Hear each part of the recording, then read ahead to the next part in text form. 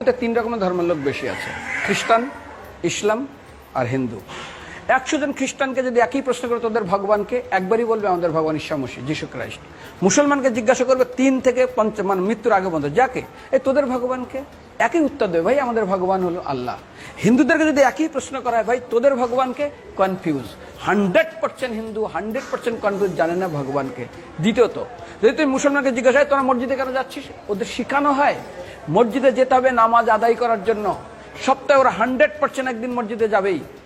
তুমি যদি খ্রিস্টানদের জিজ্ঞাসা করো তোমরা কেন কোথায় যাবে, কোথায় যাও না, আমাদেরকে একদিন তারা চার্চে যাবে। কেন?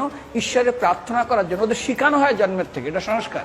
আর হিন্দুদের যদি জিজ্ঞাসা করে তোমরা মন্দিরে কেন যাচ্ছ, হ্যাঁ আমার ছেলের বিয়ে হচ্ছে না, আমার মেয়ের বাচ্চা হচ্ছে না, আমার বাবা হসপিটালে আছে, কালকের আমার মামলার ডেট আছে, আমার ব্যবসা খুব খারাপ, আমার শরীর খুব খারাপ।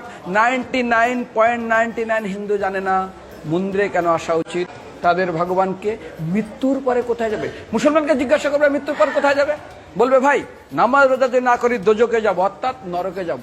যদি হিন্দুদেরকে জিজ্ঞাসা, ওদেরকে বলবে আর যদি করো নামাজ রোজা করি তাহলে বেহেশতে স্বর্গে যাব। যদি খ্রিস্টানদেরকে জিজ্ঞাসা করো, এই তোমরা যদি আমরা ঈশ্বর আরাধনা করি হেল অর্থাৎ নরকে যাব।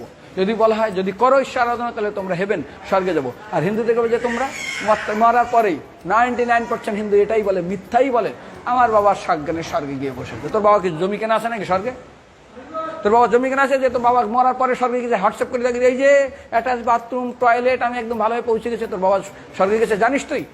আরে মৃত্যুর আগে এত কষ্ট পায়, এত কিছু করে, মারার পরে আমার বাবা স্বর্গে গেছে।